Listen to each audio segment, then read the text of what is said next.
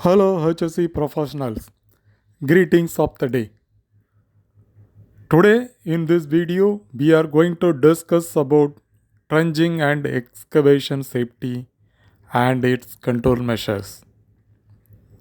Trenching and excavation work is high risk activity commonly encountered in construction, utility work and various civil engineering projects.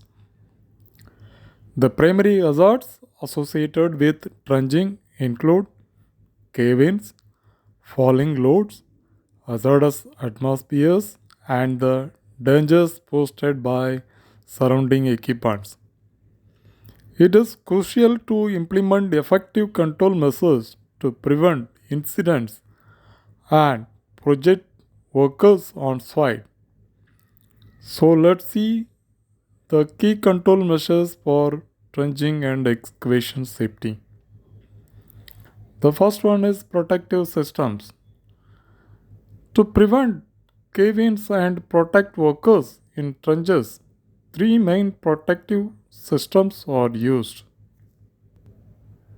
One is sloping.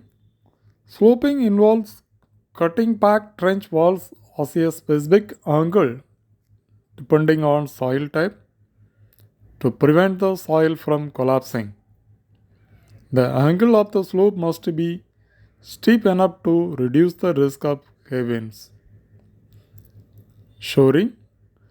This method involves using hydraulic supports, also known as shows, to hold up trench walls and prevent them from collapsing. Shoring is most commonly used in trenches where sloping is not possible. Then shielding. Trench boxes or shields are designed to provide protective barrier around workers inside the trench. These systems allow workers to perform tasks in the trench while being protected from falling debris or soil collapses. The second control measure is trench inspections. It is vital to conduct inspections of the trench to ensure safety before and during work. The trenches should be inspected daily before work begins to check for any changes in the trench stability or the conditions of protective systems. And after weather events, after significant weather events such as heavy rains, which could affect the trench stability and increase the risk of collapse,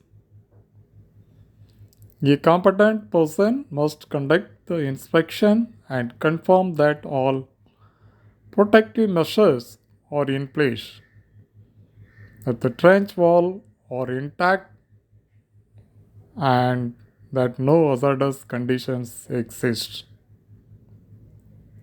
The third control measure is safe access and egress. So, ensuring safe access to and from the trench is critical for workers' safety. For trenches deeper than 4 feet should have the ladders or ramps, so workers must have a safe means of entry and exit, such as ladders or ramps. These should be placed at intervals not more than 25 feet within the trench to allow workers to exit quickly in an emergency. The fourth control measure is preventing falling materials. The risk of materials or tools falling into the trench can lead to serious injuries. To minimize this risk, secure the materials. Keep materials, tools, and equipment at least 2 feet away from the edge of the trench. Barricades. So use barriers or fencing to prevent materials from rolling or being inadvertently pushed into the trench. Then the fifth control measure is for the hazardous atmospheres. So trenches can sometimes contain hazardous atmospheres such as toxic gases, low oxygen levels, or flammable substances. To ensure safety, before entering any trench deeper than 4 meters, test the air for hazardous gases, particularly in areas with high potential for gas leaks or stagnant air. Ventilation in hazardous gases are detected. Ventilate the area using air movers or blower bands to reduce the concentration of harmful substances.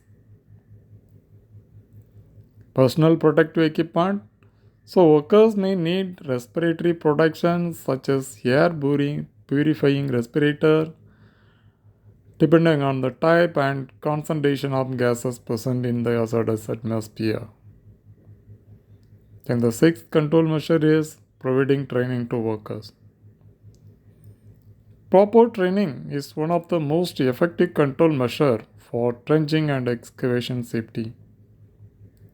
All workers involved in the trenching activity should receive comprehensive training on hazard recognition.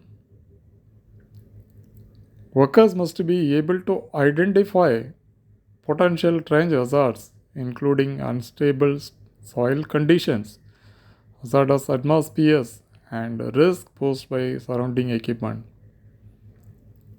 Then, the training should be provided on the safety procedures, on the use of protective systems, proper ladder usage, and emergency procedures is essential to ensure workers can act quickly if any emergency arises. Also, the worker should be trained in and to be familiar with OSHA regulations and industry best practices for train safety. Not only workers, the supervisor should also be trained and assess hazards and ensure compliance with safety measures on the job site. So that's all on the topic of trenching and excavation safety. So thanks all for watching and please continue to support HSE Insider and thank you and we will meet in the next video.